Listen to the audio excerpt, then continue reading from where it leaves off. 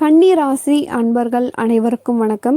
இன்றைய பதிவில் ரொம்பவே முக்கியமான ஒரு பயனுள்ள தகவல் தாங்க பார்க்க போகிறோம். வீடியோக்குள்ளே போகிறதுக்கு முன்னாடி முதன்முறையாக நீங்கள் நம்ம சேனலை பார்க்குறீங்க அப்படின்னா மறக்காமல் சப்ஸ்கிரைப் பண்ணி வச்சுக்கோங்க. கன்னி ராசி கன்னி லக்னத்தில் பிறந்தவங்க எங்கே எப்பொழுது யாருடன் கவனமாக இருக்க வேண்டும்? இப்போது முக்கியமாக எந்த விஷயத்தில் நீங்கள் ரொம்ப கவனமாக இருக்கணும், எதை பற்றி தான் இந்த பதிவில் நம்ம பார்க்க போகிறோங்க. கன்னிராசி அன்பர்களை பொறுத்த வரைக்கும் கன்னிராசி கன்னி லக்னம் அப்படிங்கிறது காலபுருஷ தத்துவத்தின் 6வது வீடு. அப்போ இந்த கன்னி லக்னத்தின் அதிபதி யாருன்னு பார்த்தீங்கன்னா புத பகவான். புதன் அப்படின்னாலே புத்திசாலித்தனம். கன்னிராசியில பிறந்தவங்க பெரும்பாலும் நல்ல அறிவாளிகளாக ரொம்பவே படித்தவங்களாக தான் இருப்பாங்க. அதிகம் பேர் ஆசிரியர் தொழிலும் பண்ணுவாங்க, இல்லை கம்ப்யூட்டர், ஐடி, மீடியா, அக்கௌண்ட்ஸு, நிர்வாகம் இது போன்ற துறைகளை இருக்கக்கூடியவங்களாக தான் இருப்பாங்க. இந்த கன்னிராசியில் பிறந்தவங்க மென்மையான இதயம் கொண்டவங்களாகவும் நேர்மையான எண்ணங்கள் கொண்டவங்களாகவும் எதையுமே ஆராய்ஞ்சு அறிஞ்சு நம்பக்கூடியவங்களாகவும் கொஞ்சம் தந்திரவாதியாகவும் புத்திசாலித்தனமானவர்களாகவும் முன்கோபம் கொண்டவர்களாகவும் இருப்பாங்க. ஆனால் இவங்களுக்கு எப்பயுமே ஒரு இரட்டை மனமும் இருக்கும். ஒரு விஷயத்த முடிவு எடுக்கிறதுல ஒரு 2 விஷயத்த போட்டு குழப்பிப்பாங்க, இதுவா அதுவா அப்படின்னு சொல்லிட்டு மற்றவங்களுக்கு ரொம்பவே அட்வைஸ் பண்ணுவாங்க. ஆனால் தனக்குன்னு ஒரு பிரச்சனையை வரும் பொழுது அதை இவங்களுக்கு தீர்க்கறதுக்கு மற்றவங்க இவங்களுக்கு அட்வைஸ் பண்ணணும், அப்போ தான் அது தீரும். அதே போல் தான் இருக்கக்கூடிய இடத்த ரொம்பவே சுத்தமாக வச்சுப்பாங்க. தூய்மையை விரும்பக்கூடியவங்க. இனிமையான பேச்சு, 2ஆம் பாவகம் சுக்கிரனுடைய வீடு. இனிமையான பேச்சு, மென்மையான நடத்தை இவங்களுக்கு இருக்கும். இதெல்லாமே இவங்க கூடிய இருக்கக்கூடிய ஒரு நல்ல இயல்புகள். இப்போது கன்னிராசியை பொறுத்த வரைக்கும் ரொம்பவே ஒரு கடினமான உழைப்பாளிகள். அதே சமயத்தில் ஆன்மீக நாட்டமும் இவங்களுக்கு அதிகமாக இருக்கும். ஆன்மீகம் நாட்டத்தை பொறுத்த வரைக்கும் அறிவு சார்ந்த நாட்டங்கள் தான். மூட நம்பிக்கைகளை நம்பவே மாட்டாங்க அதிகமாக. இதுதான் ரொம்பவே முக்கியமான விஷயம். இப்படிப்பட்ட ஒரு நல்ல மனிதருக்கு குடும்ப வாழ்க்கையில் சில பிரச்சனைகள் எப்பயுமே இருந்துக்கிட்டே இருக்கும். ஒரு பெரிய சக்ஸஸ் பண்ணியிருப்பாங்க வேலையில், ஆனாலுமே வீட்டுக்கு வந்தால் நிம்மதி இருக்காது. மேரேஜ் பண்ணியிருப்பாங்க, பல லட்சங்கள் போட்டு ஒரு திருமணம் பண்ணியிருப்பாங்க. திருமணம் பண்ணி கூட துறவி போல ஒரு வாழ்க்கை கூட இவங்களுக்கு இருக்கும். தனிமை இருந்துக்கிட்டே இருக்கும். கன்னிராசியை பொறுத்த வரைக்கும் இந்த மாதிரி விஷயங்கள்லாம் ஏன் அப்படின்னு சொல்லிட்டு நம்ம முழுவதுமாக இந்த பதிவை பாருங்க. கன்னிராசி கன்னி லக்னத்தை, குறிப்பாக கன்னி லக்னத்தில் பிறந்தவங்களுக்கு எந்த கிரகம் உங்களுக்கு ரொம்பவே யோகத்தை கொடுக்கக்கூடியது, எந்த கிரகம் உங்களுக்கு பிரச்சனையை கொடுக்கக்கூடியது, அதையும் இந்த பதிவில் நம்ம பார்க்க போகிறோம். முக்கியமாக இந்த கன்னி லக்னத்தில் பிறந்தவங்களுக்கு 2ஆம் அதிபதியாகவும் 9வது அதிபதியாகவும் வரக்கூடியவர் சுக்கிரன். இந்த சுக்கிரன் தான் ரொம்பவே மிகவும் யோகாதிபதி. இந்த சுக்கிரன் உங்கள் ராசியில் கெடாமல் ரொம்பவே நன்றாக இருந்தார் அப்படின்னா உங்கள் வாழ்க்கையும் நன்றாகவே இருக்குங்க. பிரச்சனைகள் எவ்வளவுதான் வந்தாலுமே அதை ஃபேஸ் பண்ணக்கூடிய தைரியம் இருக்கும். குடும்ப வாழ்க்கையும் சிறப்பாக இருக்கும். அதே சமயத்தில் இந்த 2ஆம் அதிபதி, அதாவது தனம், குடும்பம், வாக்குஸ்தானாதிபதி சுக்கிரன் இவங்களுக்கு கெட்டு இருந்தா, நீசம் அடைஞ்சிருந்தா, அப்படி இல்லை பாவத்துவம் பெற்றிருந்தாங்க அப்படின்னா உங்கள் வாழ்க்கையில் ஒரு குடும்ப வாழ்க்கையில் பிரச்சனைகள், பண பிரச்சனைகள், முன்னேற்றத்தில் ஒரு தடைகள், இது போன்ற விஷயங்கள்லாம் உங்களுக்கு ஏற்பட்டுருக்கும். இந்த சுக்கிரன் உங்களுக்கு யோகாதிபதிங்க. அப்போது உங்களுக்கு அடுத்ததாக புதன் லக்னாதிபதி 10ஆம் அதிபதியாகவும் வராரு. 10ஆம் அதிபதி தொழில்காரகன். புதன் தான் உங்களுக்கு எந்த வேலை கொடுக்கணும் அப்படின்னு டிசைட் பண்ணுறவர். அந்த அடிப்படையில் வேலைவாய்ப்பில் பொறுத்த வரைக்கும் உங்களுக்கு எந்த பிரச்சனையும் இருக்காது. நல்லாவே படிச்சிருவீங்க. ரொம்ப வசதி இல்லை அப்படின்னாலுமே பிற்காலத்தில் ஒரு கரஸ்பாண்டன்ஸில் படித்து கூட வளர்கிறதுக்கு உங்களுக்கு வாய்ப்பு இருக்கும். உயர் பகுதி கண்டிப்பாக வாய்க்கக்கூடியவங்க தான். ஆளுமை திறன், நிர்வாகத்திறன் கொண்டவர்கள் தான் கன்னிராசி. அதே சமயத்தில் தலைமை பண்பு உங்ககிட்ட நிறைஞ்சிருக்கும். மற்றவங்களுக்கு கைட்லைன்ஸ் பண்ணக்கூடிய கெப்பாசிட்டி உங்களுக்கு அதிகமாகவே இருக்கும். ஆனால் குடும்ப வாழ்க்கையில் மட்டும்தான் சில பிரச்சனைகள் உங்களுக்கு இருக்கும். இதுதான் உங்களுக்கு பிரச்சனையே. வேலையில் ரொம்பவே பெரிய அளவுக்கு அச்சீவ்மெண்ட் பண்ணுவீங்க. புத பகவான் உங்களுக்கு தொழில்காரனாக வர்றதால ஜோதிடம் போன்ற விஷயத்துலையுமே உங்களுக்கு ஆர்வம் இருக்கும். அதில் நீங்கள் புகழ் அடையக்கூடிய வாய்ப்பு கூட இருக்கும். ஸோ இந்த இடத்துல பார்க்கும் பொழுது புதனும் சுக்கிரனும் உங்களுக்கு யோகத்தை செய்யக்கூடிய கிரகங்கள். சனி பகவானை பொறுத்த வரைக்கும் பஞ்சமாதிபதியாக வரக்கூடியவர்.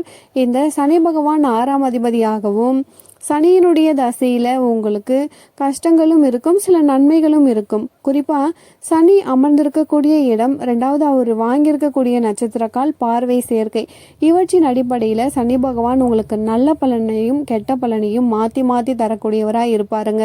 உங்களுக்கு விரையாதிபதியாக வரக்கூடிய சூரியனும் இது போல தான் அமர்ந்திருக்க இடத்த பொறுத்து தான் அந்த தசாபுக்தி எப்படி இருக்குது அப்படின்றத பொறுத்து வரைக்கும் தான் உங்களுக்கு இந்த சூரிய தசை, சந்திர தசை, செவ்வாய் தசையெல்லாம் சின்ன வயசுலேயே முடிஞ்சு போயிருக்கும். ஏன்னா நீங்கள் பிறக்கும் பொழுதே இந்த இடத்துல நட்சத்திரங்கள் அப்படின்னு பார்க்கும் பொழுது உத்திரம் 3 பாதங்கள், அஸ்தம் 4 பாதங்கள், சித்திரை 2 பாதங்கள் இருக்கும். இந்த நட்சத்திரத்தில் பிறந்தவங்க கன்னி ராசியில் பிறந்தவங்க. நீங்கள் கன்னி லக்னமாக இருந்தீங்க அப்படி இல்லை வேற ராசியாக இருக்கீங்க அப்படின்னா இந்த நட்சத்திரங்களில் ஒன்றாக நீங்கள் இருப்பீங்க. ஸோ இந்த கன்னி ராசியில் பிறந்தவங்களுக்கு ஆரம்பத்திலேயே உங்களுக்கு சூரிய தசை வந்துடும், சந்திர தசையும் முடிஞ்சிடும், செவ்வாய் தசையும் முடிஞ்சிடும். உங்களுக்கு மெயினாக ஒரு மைய பகுதியில் மாட்டக்கூடியது ராகுதசை, அடுத்தது குருதசை. குருதசை காலத்தில் தான் திருமணம் நடக்கிற விஷயங்கள் சில பேருக்கு இருக்கும், சில பேருக்கு ராகு திசையில் நடக்கும். ஸோ ராகு அப்படிங்கிறது ஒரு முக்கியமான கிரகம். உங்களுக்கு ராகு நல்ல இடத்துல இருந்தார் அப்படின்னா உங்களுக்கு ஒரு நல்ல வாய்ப்பை ஏற்படுத்தி கொடுப்பாரு.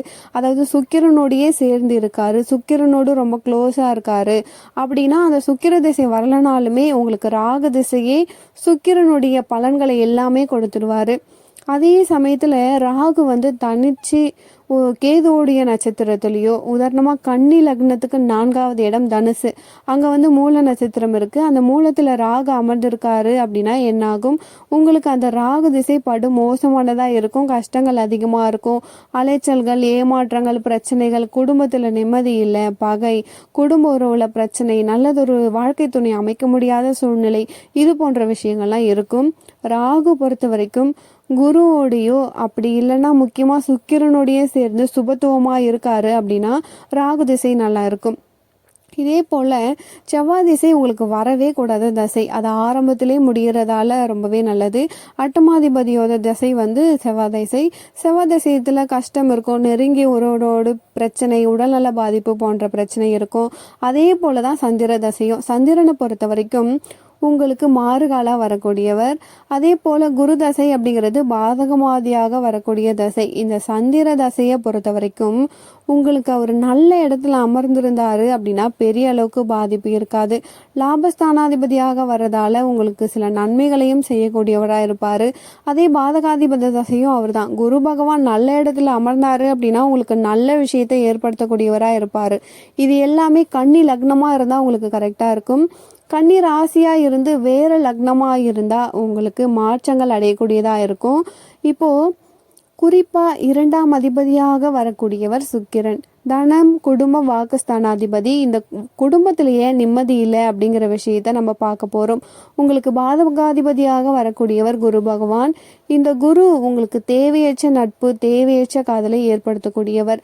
பொதுவாகவே இந்த கன்னி லக்னம், கன்னி ராசியில் பிறந்தவங்களுக்கு புதன் தான் இந்த லக்னாதிபதி, ராசி அதிபதியாக வர்றதால பொதுவாகவே புதன்னா காதல்.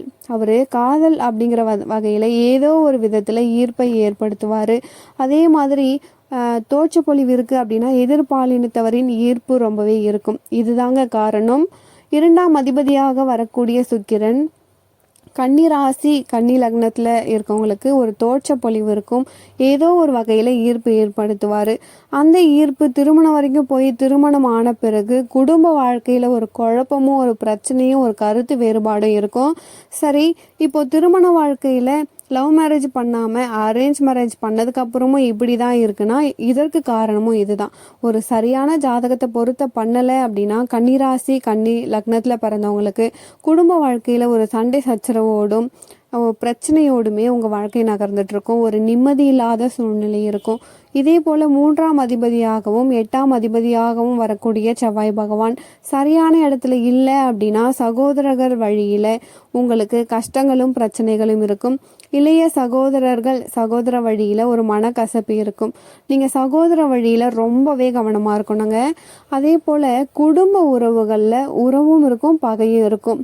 உறவு பகை ஏதோ ஒரு வகையில் நீங்கள் நல்லதே செஞ்சாலுமே உறவினர்கள் உங்களுக்கு ஒரு பிரச்சனையை கொடுக்கக்கூடியவங்களாகவும் உங்களை ஏமாற்றக்கூடியவங்களாகவும் இருப்பாங்க. இந்த வகையில் உறவுகள்கிட்ட நீங்கள் ரொம்பவே எச்சரிக்கையாக இருக்கணும். ரொம்பவே கவனமாக இருக்கணும். நீங்கள் வந்து வேலையில் சக்ஸஸ் பண்ணி இருந்தாலுமே வீட்டுக்கு வந்து ஒரு நிம்மதி இல்லாத பிரச்சனையோடு இருக்கக்கூடிய ஒரு சூழ்நிலை இருக்கும். ஒரு எதிர்பார்ப்புகள் இல்லாமல் ஏமாற்றத்தோடு வாழக்கூடிய வாழ்க்கை இருக்கும்.